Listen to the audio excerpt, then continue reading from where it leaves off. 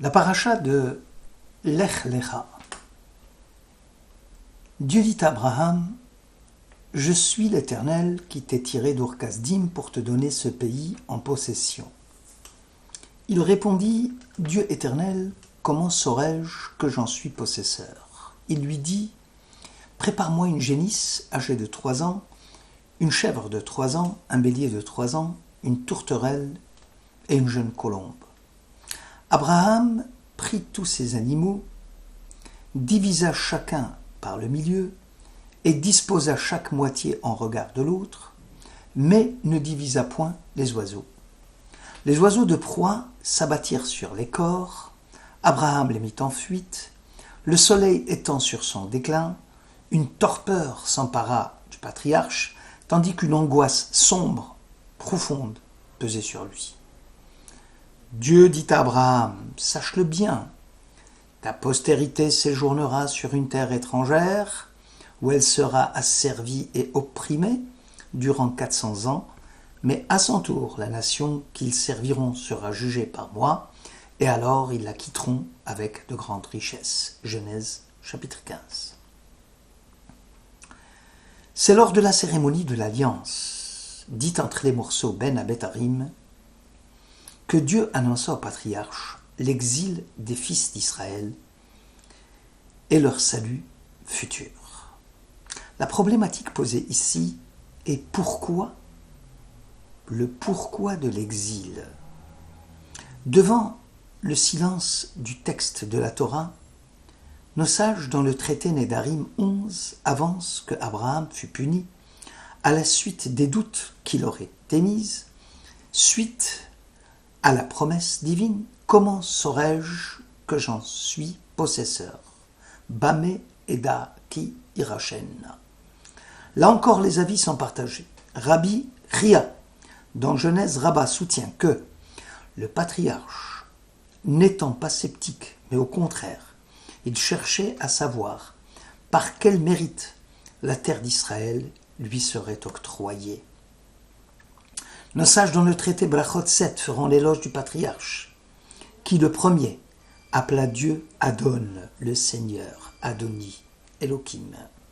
Un grand nombre de commentateurs de la Torah ne considéraient pas les paroles d'Abraham comme étant celles d'un scepticisme quelconque. Abrabanel pose le postulat suivant. L'exil en Égypte est un décret pris par Dieu à l'encontre d'Israël.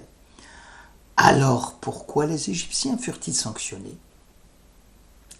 Il cite Zacharie, chapitre 1. « Ainsi parla l'Éternel Sébaoth.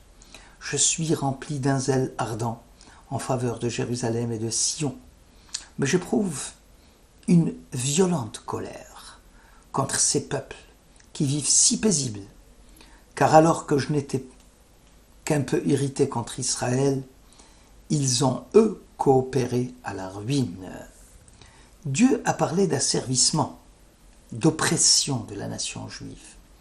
Les Égyptiens projetaient la liquidation physique des Hébreux, par leur dur labeur, par la noyade des nouveau-nés.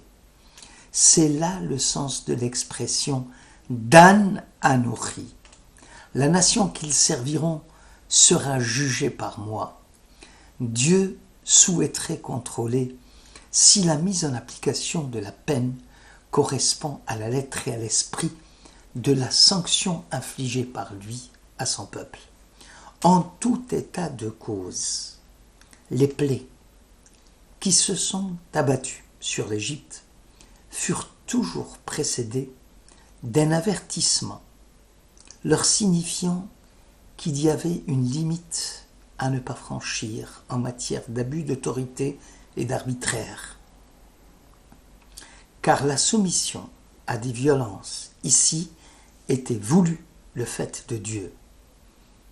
En citant le prophète Isaïe, « Malheur à la Syrie, instrument de ma colère, aux mains de qui mon courroux est un bâton vengeur.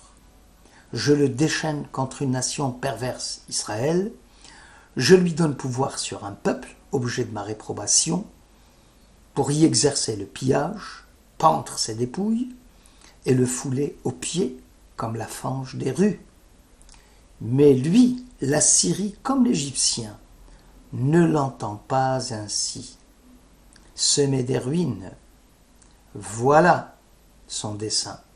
Exterminer le peuple en grand nombre. Isaïe, chapitre 10. Abravanel pense que l'exil en Égypte a pour origine la sanction infligée aux tribus d'Israël suite à la vente de Joseph. Ce dernier fut vendu comme esclave. À leur tour, les tribus seront traitées comme les esclaves du Pharaon. L'exil du patriarche Jacob fut la conséquence directe de la vente de Joseph. Aussi, au moment de l'Exode, Israël reçut l'ordre d'égorger un agneau qui doit rappeler l'origine de l'exil au moment où les frères égorgèrent un chevreau et trempèrent la robe de Joseph dans son sang. Mais Abravanel avance aussi une autre idée. L'exil en Égypte, dit-il, fut salutaire, car il va forger la conscience du peuple juif et va constituer même une étape nécessaire en vue de l'élévation de l'esprit des Bné Israël. Le creuset égyptien a permis au peuple juif de saisir de visu la nature de la révélation de Dieu sur le mont Sinaï. En Égypte, le peuple reconnut alors la haute puissance que le Seigneur avait déployée sur l'Égypte, et le peuple reverra le Seigneur, et ils eurent foi en Dieu et en Moïse son serviteur. Le Bechor Shor reformule la question du patriarche. Pour lui, Abraham demande à Dieu quand l'événement aura lieu et quand sera-t-il réalisable. C'est aussi l'opinion du Maguide de Dubnov qui utilise la métaphore du médecin et du patient. Ce dernier demande avec insistance quand et comment sera-t-il enfin guéri de sa maladie. La réponse de Dieu est que le salut viendra en son temps, à l'instar de la végétation. Au préalable, il y a lieu de labourer, de semer, de laisser la graine pourrir dans le sol. Et enfin, on peut s'apercevoir, après, de la croissance de la nouvelle pousse.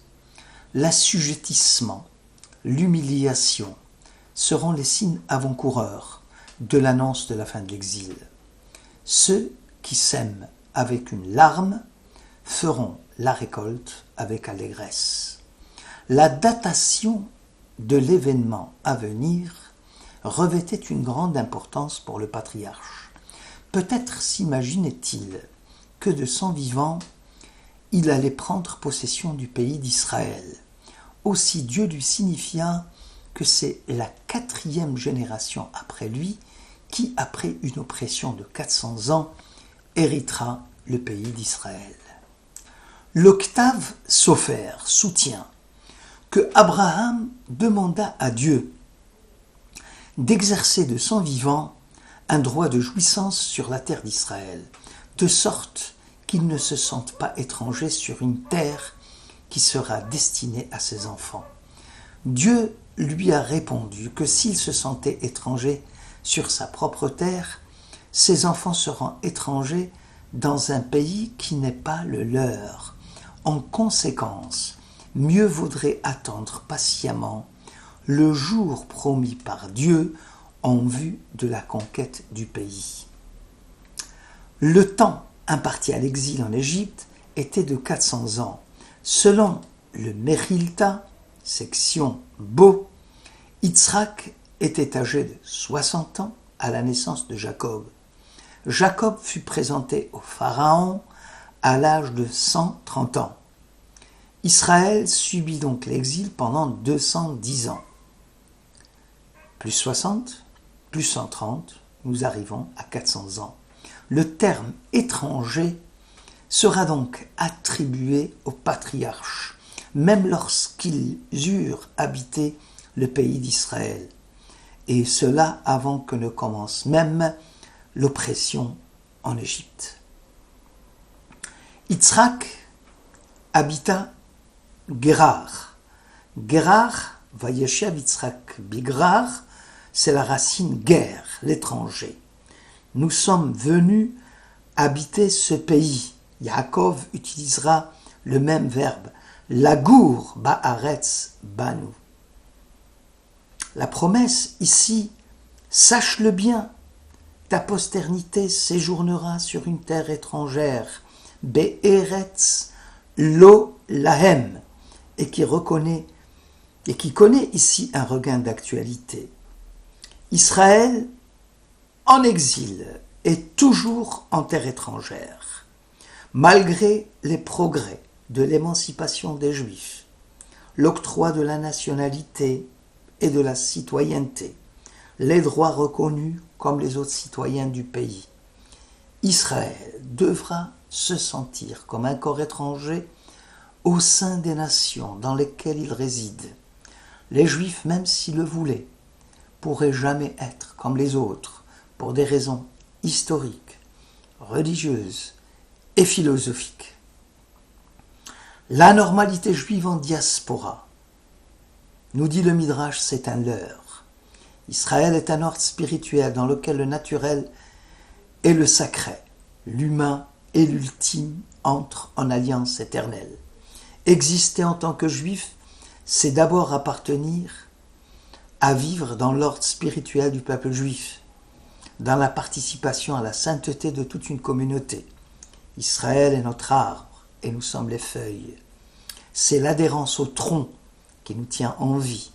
Il n'y a jamais eu une leçon plus pressante du judaïsme qu'en notre temps, un temps où gisent fracassés tant d'espoir chéri à l'humanité. Le communisme et son idéologie s'est effondré, victime de sa propre supercherie. L'ère messianique de quiétude et de postérité connaît une érosion certaine de l'espérance dans les progrès des technologies.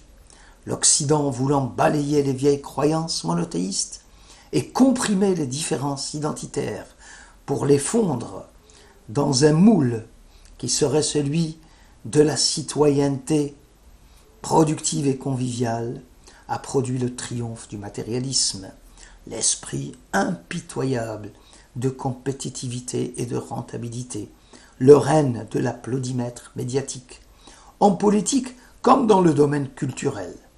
Pour ceux de nos contemporains qui pensaient que l'existence juive dans la galoute, dans la diaspora est une chose acquise, l'onde de choc est fracassante. Notre peuple n'échappe pas à la fameuse loi pendulaire qui veut que la quête de l'équilibre pousse les individus à l'extrême opposé de ce dont ils ont hérité. Il ne faudra donc pas s'étonner de voir des jeunes gens à la recherche éperdue de spiritualité et de sens à l'existence, rejoindre des sectes ou amorcer une régression corps et âme vers le néo-obscurantisme religieux. Israël continue à vivre en dépit du péril, malgré le fait incommode d'être juif. Israël est un refus de condescendre à la normalité, à la sécurité et au confort. L'homme juif en diaspora, s'il tend à se transformer en quoi que ce soit d'autre, il signe par là même sa disparition sans suicide spirituel. Les événements auxquels nous assistons de nos jours, avec la reconnaissance du pays d'Israël, de la langue hébraïque, l'arrivée massive des dispersés de Sion dans le pays de leurs ancêtres, sont un rappel de la puissance de cette mystérieuse promesse divine à Abraham: je t'ai tiré d'Ur Kasdim pour te donner ce pays, pays d'Israël, en possession. Shabbat